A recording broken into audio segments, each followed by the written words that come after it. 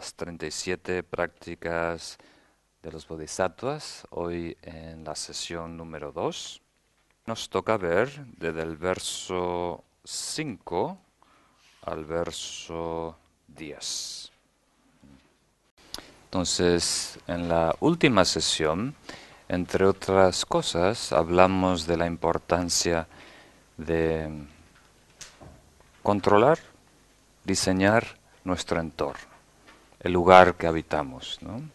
Que eso tiene un impacto enorme en nuestro desarrollo espiritual. Y hoy, más específico, con el verso 5 y 6, hablamos de individuos, de personas a las que nos relacionamos y el papel o el impacto que tienen en el camino espiritual. El verso 7 trata sobre el refugio en que nos apoyamos, el 8 sobre el karma, ¿no?, y el comportamiento ético, el 9 sobre la felicidad y el 10 sobre el altruismo. Entonces vamos a empezar con el 5 y el 6 que están relacionados. Si en la compañía de alguien acrecienta nuestros 3 venenos, decae nuestro estudio, reflexión y meditación, y nuestro amor y compasión desaparecen, la práctica de los bodhisattvas es alejarse de malos amigos. Entonces, hay ese antiguo dicho o refrán en España: dime con quién andas y te diré quién eres, ¿no? No es siempre cierto, ¿no? No sé si estáis de acuerdo con eso. Hay grandes seres que están con la muchedumbre, se puede decir, con las personas más decadentes, igual retienen esa dignidad espiritual, ¿no? Pero en general, para una persona común y corriente como nosotros, sí, las personas que nos rodeen casi determinan quiénes somos. Entonces, aquí, en este verso, Tonglen Sampo nos está dando pistas para saber cómo evaluar, ¿no?, cómo discernir quién es una persona mala o buena. Pero la palabra mala hay que entenderla, ¿no? Desde un comienzo tenemos que aclarar que el budismo, especialmente el budismo Mahayana, no trata de decir que debemos eh, crear aversión, ¿no?, o ver a personas como desagradables, o hacer un juicio categórico, ¿no?, que esa persona es mala. Nunca un bodhisattva debe abandonar a un ser vivo, ¿no?, menos a una persona, y menos a las personas a las que ya hay cierto contacto, vínculo, ¿no? Aquí estamos hablando a un nivel muy práctico, no de abandonar desde nuestro corazón a alguien, pero saber si por un cierto tiempo esa persona, relacionarnos con ella, de alguna manera nos puede derrumbar, nos puede afectar adversamente, ¿no? Entonces, la analogía que me viene a mí a la mente es un hospital, ¿no? Yo en Estados Unidos acabo de ir a ver a mi tío en el hospital que tuvo un bypass, quíntuple, 5, ¿no? Y entonces en el hospital hay algunas áreas que no puedes entrar, porque hay una persona que tiene un sistema inmunológico muy débil, ¿no? Entonces una persona común y corriente, sin querer queriendo, puede traer virus, bacterias, lo que sea. Entonces es un poco, por ahí va la cosa. Nosotros estamos hoy en día con nuestro sistema inmunológico espiritual muy débil. Somos muy susceptibles, ¿no?, a las toxinas mundanas que hayan flotando por ahí. Y solo tenemos que protegernos por un tiempo hasta fortalecer, ¿no?, este sistema inmunológico. Aumentar nuestro altruismo, aumentar nuestra sabiduría. Y de ahí poder tener contacto abiertamente hasta con las personas más tóxicas, ¿no? Pero hoy en día, si somos honestos, tenemos que admitir que somos vulnerables, ¿no? No pensamos que somos. Pensamos que somos una persona fuerte, ¿no? Independiente. Yo pienso lo que quiero, yo hago lo que quiero, ¿no? Pero si nos observamos objetivamente, ¿no? Como si fuera una tercera persona viéndonos, vamos a ver que las personas que nos rodean prácticamente dictan nuestras prioridades, ¿no? En qué nos enfocamos, en qué atendemos, ¿no? Se filtra sin darnos cuenta. Entonces, aquí, siempre que tenemos que evaluar si algo es conveniente o no conveniente, tenemos que usar un criterio, ¿no? Si el agua es bueno que llueve o que no llueva, hay cierto criterio. Entonces, ¿qué criterio podemos usar para evaluar discernir si es conveniente por este tiempo, acercarnos o tener relaciones muy estrechas, ¿no?, con ciertas personas? Y aquí Tome Sampo nos da una pista de ese criterio. Si la compañía de alguien acrecienta nuestros tres venenos: aferramiento, aversión o ira y confusión. Si decae nuestro estudio, reflexión y meditación, o sea, nuestra práctica consciente, el desarrollo espiritual. Si nuestro amor y compasión decae. ¿Captan esa idea? Entonces no es tanto si esa persona es juzgada por ahí afuera socialmente como una persona mala o decadente. ¿Captan esa idea? No trata si nos trata con respeto, si es afectuoso, si nos ayuda o no ayuda, ¿no?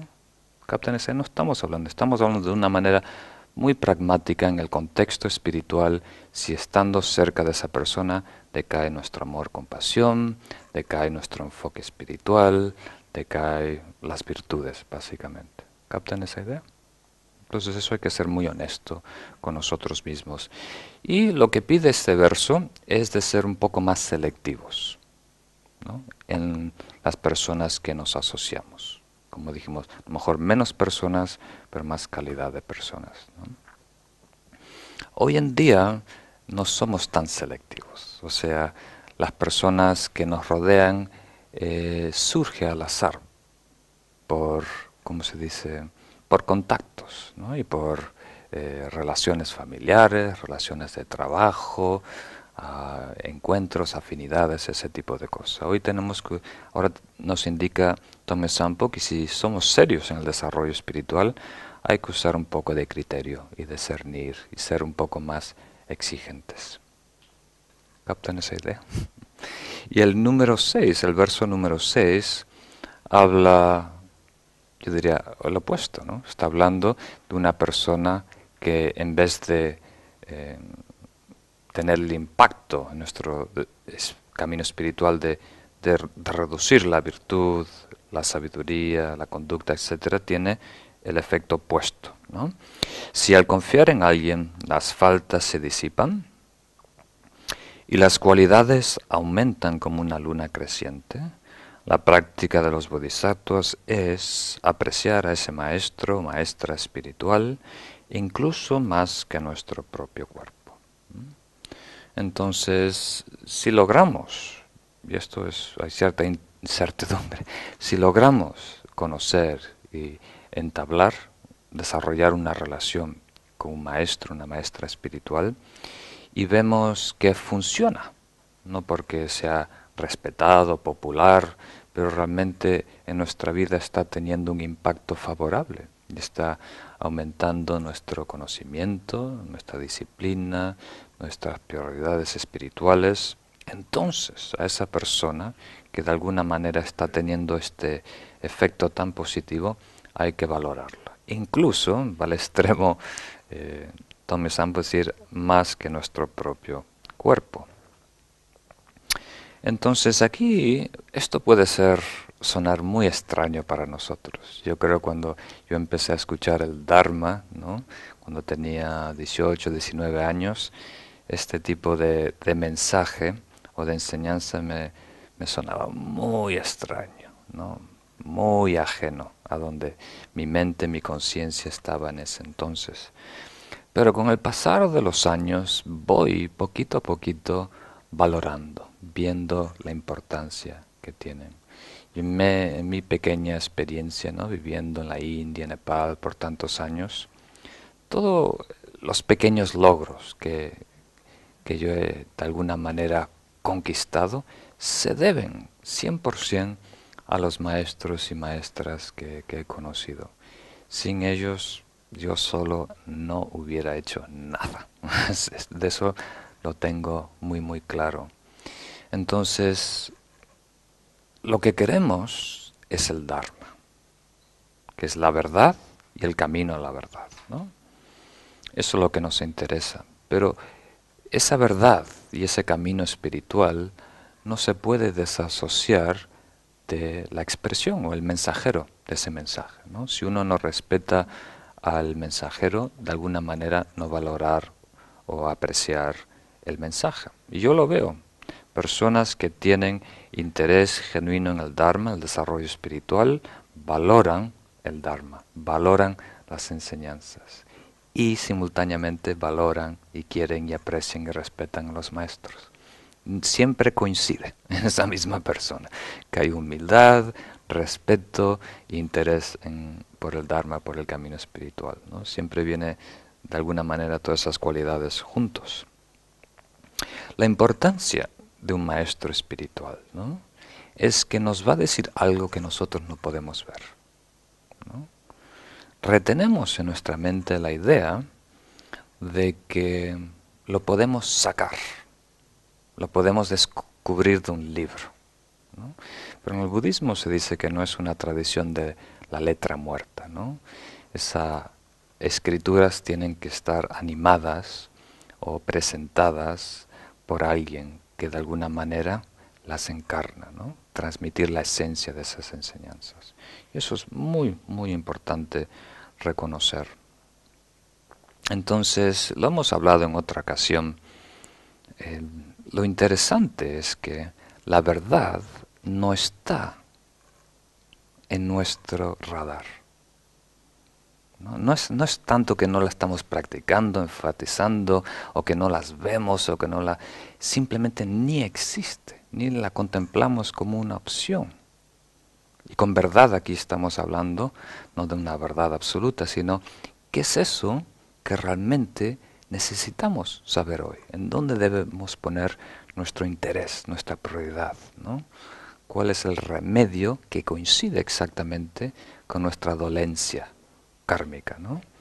Y eso un maestro, una maestra con más experiencia puede ver, ¿no?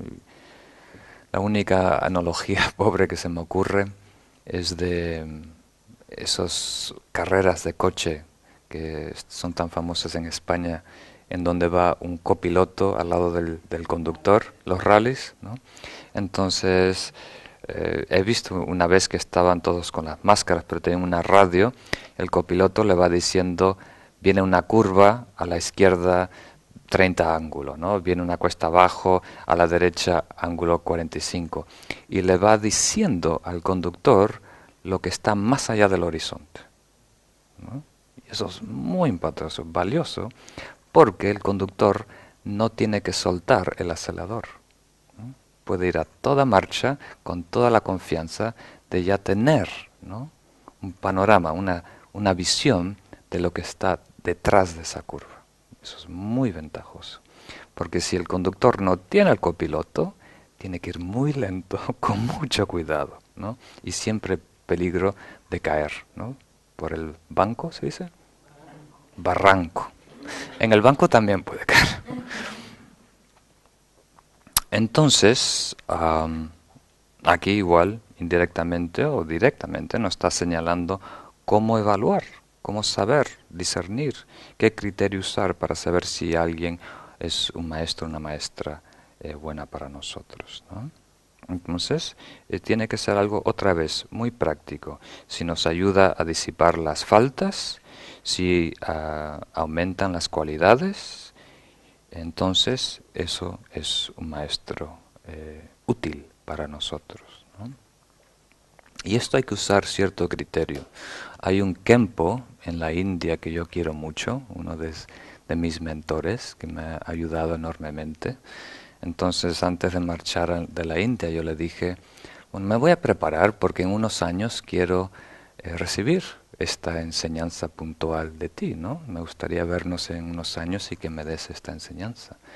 Y él me dijo, bueno, en ese entonces nos encontraremos y nos investigaremos, dijo, ¿no? Y si tú consideras que soy un maestro preparado para dar esa enseñanza, y si yo considero que tú eres un discípulo cualificado para recibir esa enseñanza, entonces ocurrirá, ¿no? Entonces eso es muy interesante. Y me da deberes, ¿no? O sea, yo tengo que, de alguna manera en ese entonces, ser un receptáculo digno, ¿no?, de recibir esa enseñanza. Y eso es algo que su santidad Sekhe, su santidad Dalai Lama siempre inculca, de tener cuidado en investigar a los maestros y las maestras para saber si realmente debemos depositar nuestra fe. Porque hay un poquito de riesgo siempre, ¿no? Porque nos está diciendo lo que va más allá de la curva, no lo que está literalmente delante nuestro, ¿no? Y vamos a toda velocidad. Entonces hay que tener un poco de confianza. Y cuanto más sublime la enseñanza, más confianza.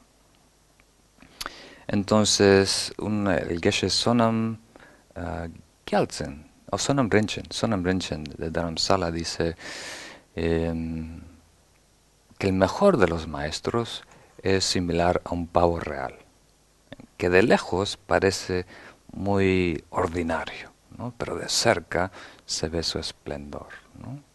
Entonces, alguien que aparenta ser humilde, no llamativo, pero de cerca, cuando tienes una relación más íntima, ves sus cualidades, entonces eso es más sano. Alguien que ya de lejos, ¿no?, está brillando, eso puede ser un poco dudoso.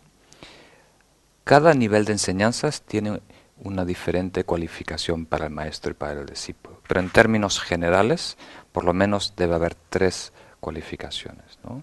El maestro tiene que tener conocimiento, sabiduría, tiene que tener ética o conducta, ¿no?, y tiene que tener interés en ayudarte, o sea, compasión, ¿no? Tiene que estar interesado en tu desarrollo espiritual, ¿no? Y a la vez el estudiante tiene que tener por lo menos tres cualidades: apertura mental, ¿no?, cierta madurez, ¿no?, y la tercera es interés por las enseñanzas. Tiene que haber ya cierta afinidad ahí. No podemos empezar de cero y tratar de inculcar a alguien. Tiene que haber una tierra fértil, ¿no? El tema de madurez es un poco difícil de definir. Tiene que ser una persona con cierta estabilidad emocional o espiritual, que no sea simplemente por curiosidad, ¿no?, sino que tenga cierta estabilidad interna. Entonces, imagínate una asamblea, una congregación cristiana, y se aparece en persona Jesús. Lo más probable es que no la reconozca, ¿no? Alguien diría, ¿quién es ese que va con sandalias, con chancletas? Ese hippie barbudo de pelo largo que se compra unos zapatos. Y en el budismo también. Con una asamblea budista, si aparece el Buda en carne, en persona, realmente no lo vamos a reconocer. Yo esperaba un maestro tibetano. ¿Quién es este hindú con un moño en la cabeza? O sea, tenemos cierta noción de quién debe ser nuestro maestro, ¿no? ¿Captan esa idea? Entonces tenemos que estar muy, muy abiertos a eso. Y si queréis tener una experiencia de estar en la presencia de un maestro, dentro de poco va a venir Jetsun Kushula, una de mis maestras, una gran lama. Va a estar aquí solo un día, pero si tenéis la oportunidad, me gustaría que la conozcáis. Ya es muy mayor y no está viajando mucho, entonces si no es la última, es una de las últimas veces que va a venir a Europa o a España, ¿no? Y eso, solo estar en su presencia, Yo conducí para ella, cociné para ella, y estando en su presencia, uno simplemente recibe por, ¿cómo se dice? ¿Ambiosis? Simbiosis, osmiosis. Uno recibe el impacto de sus cualidades, ¿no? Muy bien, vamos al próximo tema, el refugio. El verso número 7. ¿Qué protección pueden aportarnos los dioses mundanos si ellos mismos están encarcelados en samsara? Por lo tanto, para el que busca el refugio infalible, la práctica de los bodhisattvas es refugiarse en la triple joya. Este es un verso que ya está muy introducido en lo que es el budismo, ¿no? Y la cosmología budista. Entonces hay que entenderlo, desglosarlo un poquito. Con samsara, esto es un término muy muy grande. Samsara estamos hablando de la existencia cíclica, que podemos definir el estado no iluminado, el estado de un ser común y corriente que está atrapado por su karma, ¿no? Obligado a reencarnar una y otra vez, de alguna manera a tropezones, impulsado por su ignorancia, creando karma negativo, ¿no? Entonces hay en este mundo, en este universo, en este samsara, hay todo tipo de seres, ¿no? Ya que hay todo tipo de karma, acción, naturalmente hay todo tipo de conciencias y todo tipo de especies y seres. Y hay, por supuesto, la cosmología que lo organiza en diferentes reinos o diferentes especies. Y hay seres que físicamente adquieren formas mucho más sofisticadas o sublimes comparado a las nuestras. También están dotados de más inteligencia y cierta clarividencia, se dice así, clarividencia contaminada.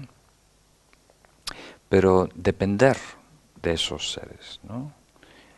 Siempre conlleva trampa, porque ellos mismos están dentro de lo que llamamos el ciclo de reencarnación, ¿no? Ellos mismos están dentro de la dualidad, ellos mismos están dentro de la cárcel que queremos salir, ¿no? Entonces aquí con dioses o seres celestiales estamos incluyendo todo lo que nosotros consideramos el refugio. Hay algunos que se refugian en la fama, otros se refugian en el euro o una cuenta en Suiza. Todos tenemos algo en el que dependemos para nuestra seguridad y felicidad, ¿no? Y aquí Tongme Sampo nos está queriendo decir, si con refugio, ¿no? Si cualificamos el refugio con el adjetivo infalible, algo que no puede fallar, entonces tenemos que limitarlos a las tres joyas, porque solo las tres joyas están libres de samsara. Y con tres joyas queremos decir, por supuesto, el Buda, el ser iluminado, sus enseñanzas o el camino o la verdad espiritual, y la Sangha, la asamblea de maestros iluminados. ¿Captan esa idea? Y de esto podríamos hablar mucho tiempo. El mensaje simple es, cuando hablamos de refugio mental, es sentir confianza en las tres joyas, en el Buda, el Dharma y Sangha. Refugio verbal es expresar en palabras esa confianza, ¿no? Y refugio físico es hacer un gesto de homenaje a esas tres joyas, ¿no? Como simplemente uniendo las palmas o haciendo una postración. A mí, como yo siempre digo, tardé 2 años solo en unir las palmas. Me costó mucho este pequeño homenaje. Era a mi adolescencia, muy antirreligioso, ¿no? Veía la religión como el refugio de los débiles, ¿no? Cuando alguien tiene poco intelecto, ¿no? ¿no? Que no es intelectual, o cuando alguien tiene cierta necesidad emocional, entonces se apoya como un bastón en lo que es la religión. Tenía esa noción. Me interesaba el budismo porque tenía una presentación muy sofisticada, ¿no?, de lo que es la realidad, también de técnicas para el autodesarrollo, pero este aspecto religioso pensaba que ya había caducado, ¿no? Esto es para la Edad Media, yo soy una persona moderna. Pero con el tiempo aprendí que religión se puede definir de tantas maneras, ¿no? Y el acto devocional, ¿no?, de acercarse, ¿no?, de que el ego se postre, ¿no?, ante lo que es divino, ¿no?, se puede definir de tantas maneras. Y si lo definimos al nivel profundo que lo define el budismo, ¿no?, no es tan dependiente, ¿no? El Buda allá afuera, lo que es el canón budista, que llamamos el Dharma, y la asamblea de bodhisattvas, de seres iluminados, también residen en nuestro corazón, ¿no? Estamos redescubriendo nuestra divinidad olvidada a través de como ese puente allá afuera, porque estamos extrovertidos. La divinidad es fuera de nosotros. No podemos imaginarnos, ¿no?, como un ser divino. No se nos ocurre, ¿no? Y a nivel aún más profundo, más sutil, más sublime, el verdadero refugio no es otra cosa que descubrir que en la esencia de nuestra mente están las tres joyas, ¿no? La luz de esa chispa divina, de esa naturaleza mente, es la sangha, la parte activa. El espacio, la vacuidad de nuestra mente es el Dharma o la verdad, ¿no? Y la no dualidad, ¿no?, a nivel profundo, es el Buda, el ser iluminado. Y eso no está desconectado. Esas tres dimensiones de nuestro ser, ¿no? Último secreto, interno energético o fuera, ¿no?, dualista, es la misma cosa. Exactamente la misma cosa, dependiendo la conciencia, cómo nos relacionamos con ello, ¿no?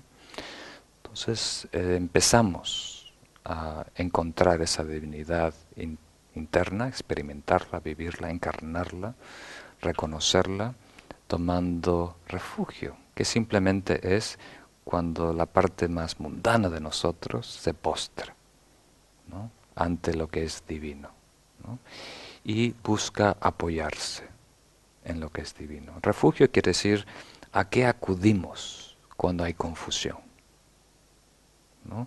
¿En qué nos aparamos, dice, o amparamos?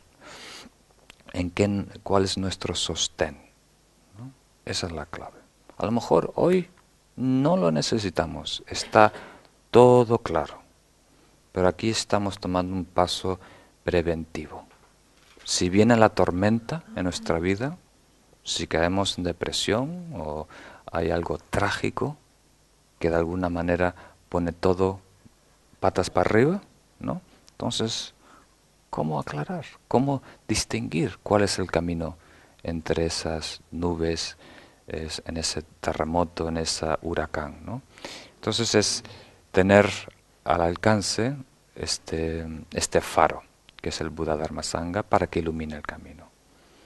Desafortunadamente, ni el maestro ni las tres joyas nos pueden salvar, rescatar, ¿no? Si no, ya estaríamos todos iluminados. Pero sí pueden iluminar el camino, dar las instrucciones para que nosotros podamos aplicarlas, ¿no?, en nuestra vida. Y eso es una gran ventaja. Muy bien.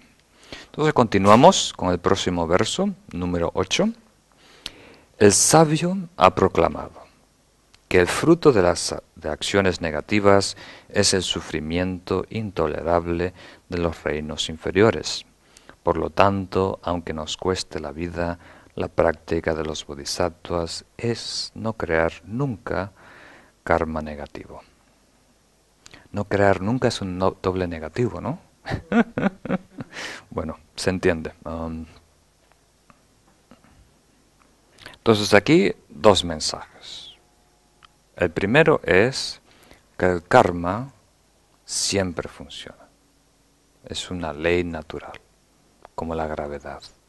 Acciones negativas producen sufrimiento. Acciones positivas producen bienestar, ¿no? Sí o sí, nunca falla, por decirlo así. Y lo otro es este mensaje tan potente que hace Tommy Sampo de aunque te cueste la vida, nunca hagas karma negativo. Entonces, para contextualizar este verso un poquito, habíamos dicho en la sesión anterior que hay diferentes niveles de práctica y diferentes prioridades, ¿no? Al nivel inicial, lo que nos preocupa es el sufrimiento, ¿no? Y sabemos que el sufrimiento viene de acciones negativas, ¿no? Karma físico, mental y verbal que contradice la naturaleza y por lo tanto experimentamos sus consecuencias, el dolor, ¿no? Y que el karma o las acciones negativas es inspirado por un estado interno negativo, ¿no? Emociones perturbadoras, ¿no? Y que las emociones perturbadoras es una consecuencia natural del egoísmo. Si hay egoísmo, allá afuera hay bueno, malo y neutral. Cuando topemos con esos objetos, instigan en nosotros emociones drásticas, ¿no? A las cosas lindas desarrollamos aferramiento, a las cosas aparentemente amenazadoras o malas desarrollamos rechazo, aversión. Y al cuarto nivel, el egoísmo surge del ego, ¿no? O ese es el quinto. Al cuarto nivel es el egoísmo y el quinto nivel el egoísmo viene del ego, el falso yo, ¿no? La noción errónea de que somos un ser eterno, separado de todo. Entonces, naturalmente, si estamos hablando de desarrollo, ¿no?, espiritual, tenemos que empezar a este nivel, con el karma negativo, ¿no?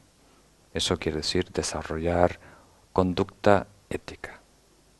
En contexto religioso hablamos de moralidad, pero nosotros más modernos podemos usar la palabra conducta, disciplina o ética. ¿Captan esa idea? Entonces, al nivel iniciante, al principio debemos enfocarnos en desarrollar conducta física y verbal y a la medida que podemos mental para dos cosas: evitar acciones negativas y transformar los patrones ya existentes de conducta. Esas dos cosas. A nivel intermediario, el próximo paso es atender a las emociones perturbadoras, las aflicciones. Y eso utilizamos mucho la meditación, apaciguar la mente, controlar la mente. Y al nivel más avanzado tenemos que lidiar con estas dos cosas, ¿no? El egoísmo se neutraliza con amor, compasión, ¿no?, altruismo, y el falso yo, el ego, se neutraliza con sabiduría. Pero son avanzadas porque si no hemos de alguna manera trabajado, ganado cierto terreno, ¿no?, aliviado estas dos situaciones más burdas, no tenemos acceso. Aunque queramos, es muy difícil, porque hay algo más severo que se apodera de nosotros. Entonces, si queremos meditar, si queremos trabajar a este tercer nivel, ¿no?, de tratar de reducir las toxinas mentales, primero tenemos que tener cierto dominio de nuestro cuerpo y de nuestra habla. Nuestro hablar, creo que se dice, ¿no? Si estamos actuando y hablando de una manera tóxica, negativa, ¿no?, va a ser imposible tener cierta paz interna. Si nuestra vida es caótica, no puede haber paz dentro, ¿no? Entonces este verso también nos está indicando: contempla el karma, descubre que es igual que antes, la misma palabra, infalible, nunca nos va a fallar.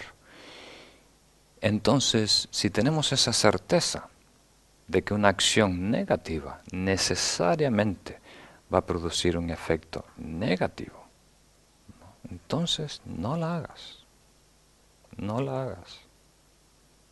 Y esto parece, aunque es muy simple, esta lógica, nos las inventamos para hacernos trampa.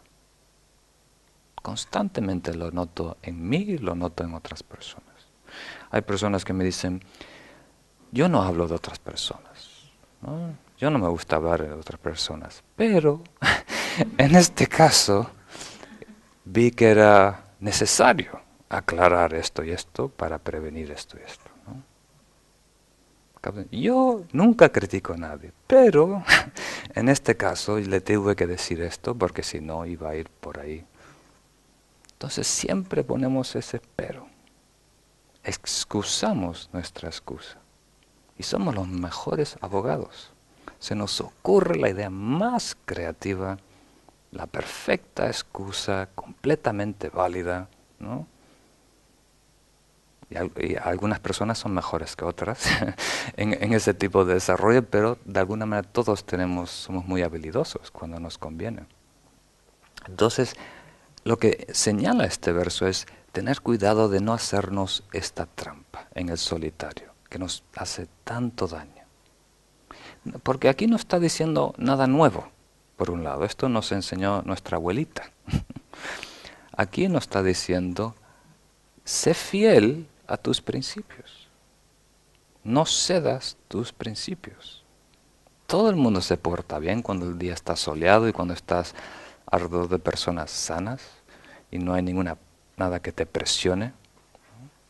La cuestión es cuando alguien te está criticando. La cuestión es cuando hay la oportunidad de tomar ventaja, ¿no? La cuestión es cuando alguien de alguna manera se está aprovechando. Ahí, cuando hay cierta presión, ¿no? Cuando tu ego se siente amenazado, ahí es en donde surgen las excusas, ¿no? ¿Captan esa idea? Entonces tenemos que ser muy transparentes con nosotros mismos, ¿no? Lo que transcurre por la mente, tener mucho cuidado, examinarlo, ¿no? Todo lo que pasa por la mente no necesariamente es verdad. Nos hacemos muchas mentiras. Entonces tener mucho cuidado, ser muy fiel con nosotros mismos.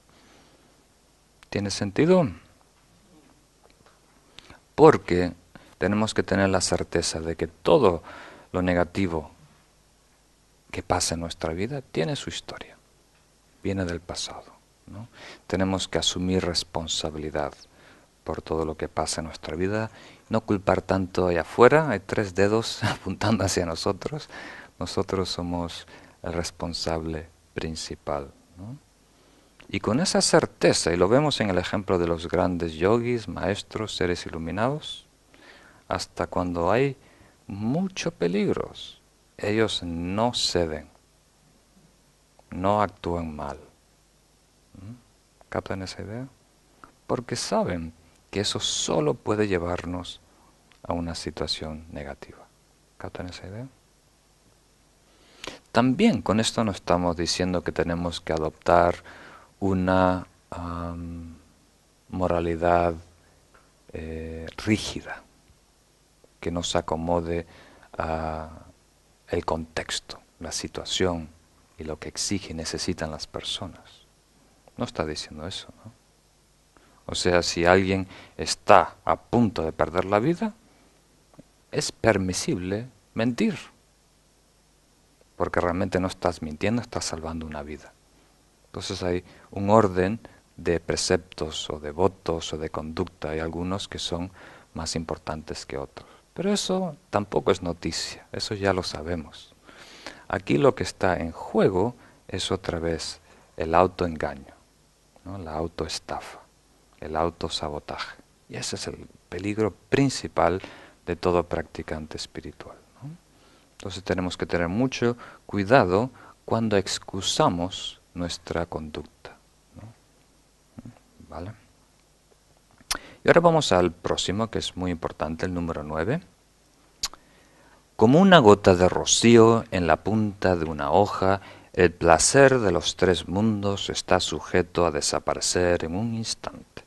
Por lo tanto, la práctica de los bodhisattvas es empeñarse en lograr el estado supremo, la liberación inmutable. Entonces, este verso está hablando de nada más y menos que la felicidad, que al fin y al cabo es lo que mueve el universo, ¿no? Como dice Susanti al Dalai Lama, todos queremos ser felices. Todo lo que es vida quiere, hasta de una manera desesperada, esa felicidad y se aleja del sufrimiento. Eso es lo que compartimos, ¿no? Y eso es lo que, de alguna manera, lo que impulsa los pensamientos, metas, aspiraciones y acciones, proyectos, política, todo se basa con esa motivación primaria de encontrar la felicidad, ¿no? Y aquí en este verso, por lo menos, señala dos felicidades, ¿no? Que son, de alguna manera, los extremos de una gama o de un espectro de felicidad. El primero tenemos el placer de los tres mundos, ¿no? Está sujeto a desaparecer, ¿no? Y por el otro lado está el logro supremo, el estado supremo, la liberación. Entonces tenemos por un lado el placer o la felicidad mundana y por el otro lado el último estado de iluminación, que se llama como éxtasis, no le llega, el gozo de la iluminación, podemos decir. Entonces, dentro del camino espiritual, tenemos que redefinir todo. Tenemos que usar las mismas palabras, porque no sabemos otras, ¿no? Pero, ¿qué es la felicidad? Este verso nos está invitando a cuestionarnos. ¿Qué es feliz? ¿Qué es felicidad? ¿Qué es gozo? Entonces, hoy en día, hoy estuvimos hablando un poco durante la comida, hoy en día la felicidad suele ser algo que ocurre, un evento en nuestra vida. Algo ha transcurrido allá afuera que me hace feliz, ¿no? Puede ser una experiencia sensorial a través de los 5 sentidos, miel en la punta de la lengua, o puede ser una idea, ¿no? Un recuerdo que tienes, un sueño del futuro. Un objeto físico, un objeto mental. Algo ha ocurrido que de alguna manera nos hace feliz. Y como dijimos, si vas por la calle sonriendo y te encuentras con un viejo amigo, te va a preguntar, ¿qué te pasó? ¿No?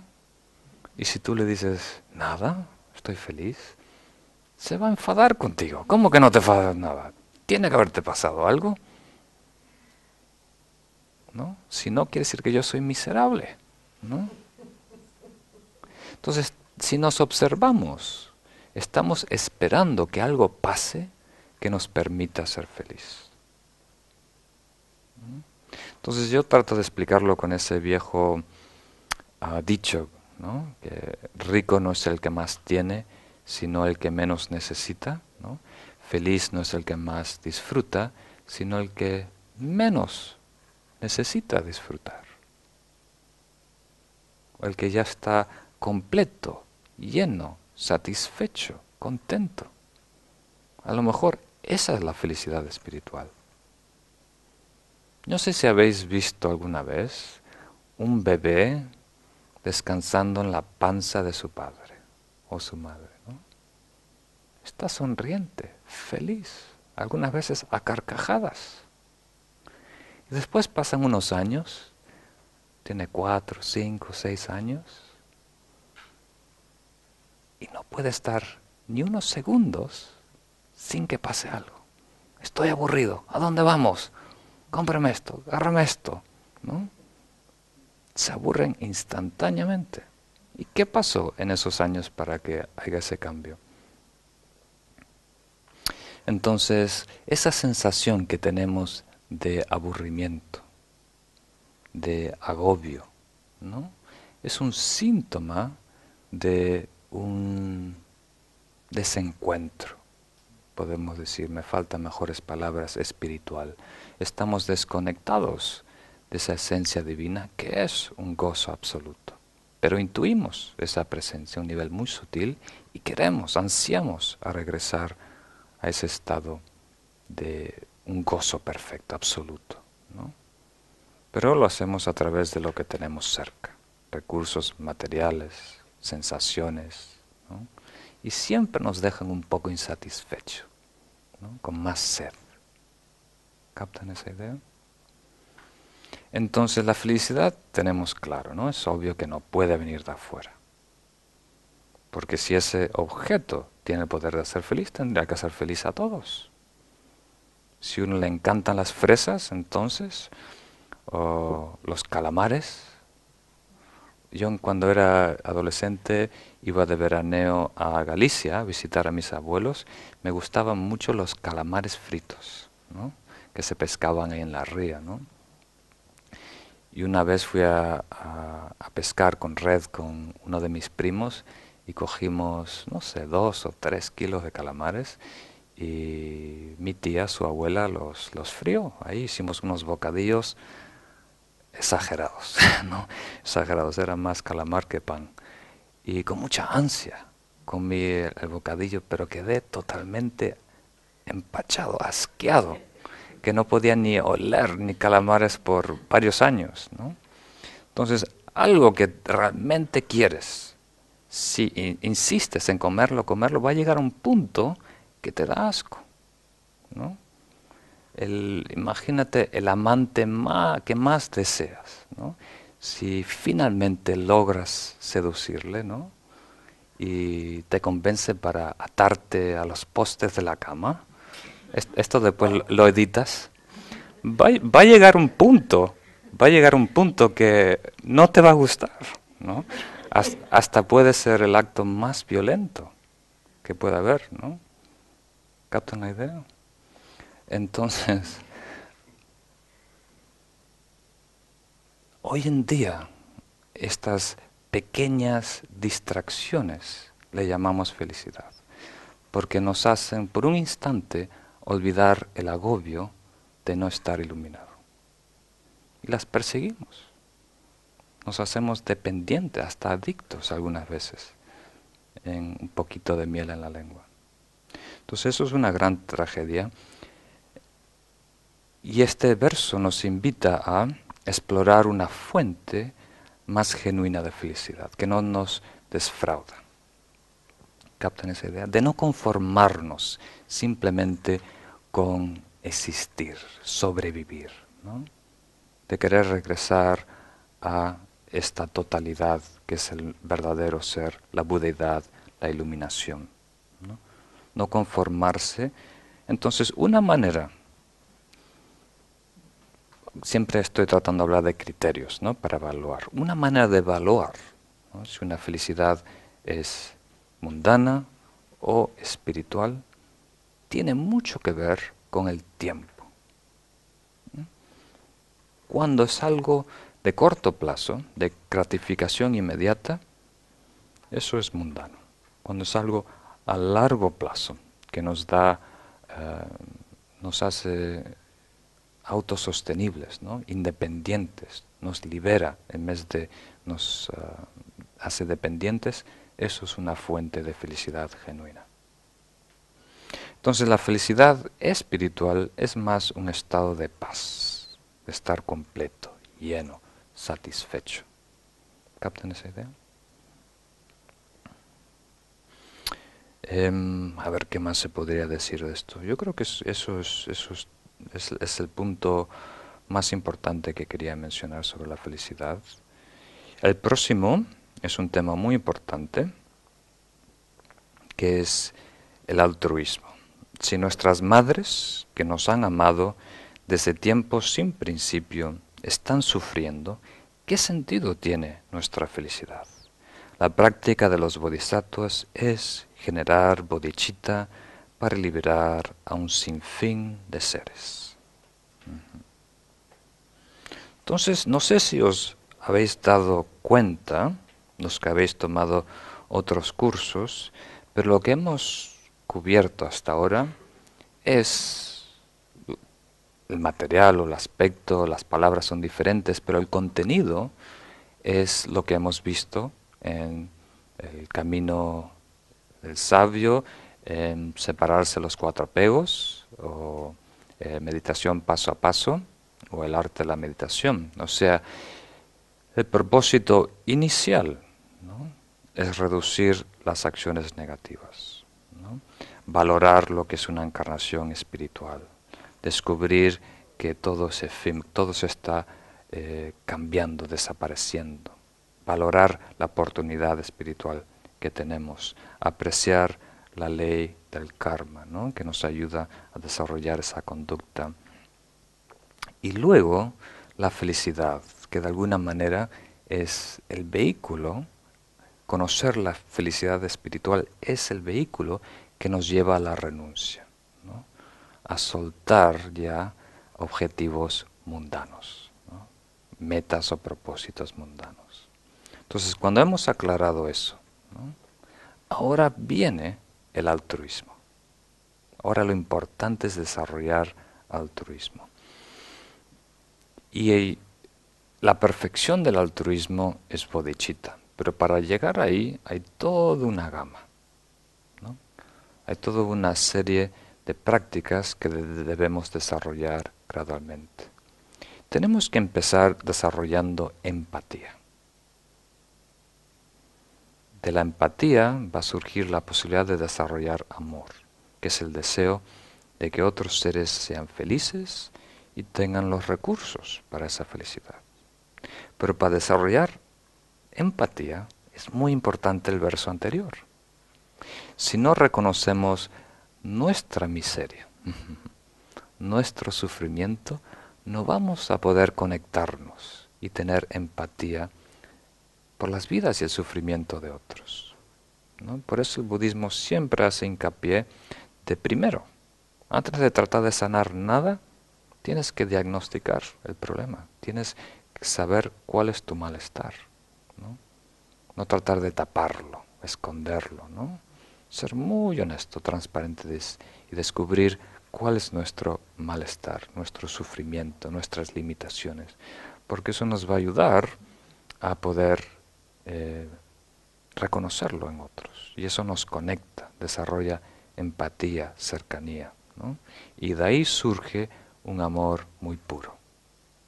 No apego, aferramiento, sino un amor muy puro, donde genuinamente deseamos que ese ser logre felicidad, la mejor de las felicidades, ¿no? Y de una manera práctica nos interesa capacitar, empoderar a esa persona con las herramientas para lograr esa felicidad. Porque sabemos que no se la podemos dar, ¿no? Imposible. Está en su película, en su sueño. Pero sí debemos prepararnos para apoyar, ¿no?, para servir como un apoyo a esa persona, un recurso más para que esa persona pueda desarrollar esa felicidad dentro de ellos, ¿no? Y hay por lo menos tres diferentes maneras de desarrollar amor, compasión, altruismo y bodhicitta en el budismo. Aquí estamos empleando una de las favoritas de los maestros tibetanos, que es empezar a relacionarse con otros seres como si hubieran sido nuestras madres en otras vidas, ¿no? Entonces, partir ya por el afecto, el cariño, ¿no?, que tenemos a la madre biológica de esta vida, por todo lo que ha hecho por nosotros, ¿no? Y de ahí extenderlo a todos los otros seres que han servido como nuestras madres, ¿no? Tantas vidas, tiene que haber muchas madres que han sanado, que han limpiado, que han cuidado, que han enseñado, ¿no? Y sentir que estamos endeudados, ¿no?, por todo ese cariño y afecto que hemos recibido por tanto tiempo, ¿no? Entonces esto nos va a ayudar a desarrollar lo que llamamos una responsabilidad universal por todos los seres, ¿no? Y sentirnos como el embajador, ¿no? Pero el hijo, ¿no? Que esta pobre familia manda a la universidad, a la ciudad, ¿no? Esta familia muy campesina, muy humilde, con mucho sacrificio, logran juntar unos pocos de dinero para mandar a una hija a la universidad, ¿no? Naturalmente esa hija se siente un tanto responsable de después regresar a ese pueblito y contribuir a su familia y a esa comunidad, ¿no? Entonces nosotros ahora tenemos la suerte de que por unos instantes se aclara el panorama y tenemos acceso a una enseñanza profunda espiritual. Y lo que dice aquí Tome Sampo es: no te olvides de los que quedan atrás, ¿no? De los que te trajeron aquí. Gracias a ellos ahora tienes esta oportunidad, no te puedes olvidar de ellos, ¿no? Estamos todos de alguna manera compartiendo la misma situación. Todos merecemos la misma atención. Entonces sería un poco ridículo, ¿no? Que uno de repente encuentra un poco de salud, bienestar y se olvide de millones y billones de seres ahí sufriendo, padeciendo en la ignorancia, ¿no? Entonces la práctica de los bodhisattvas es generar bodhicitta para liberar un sinfín de seres.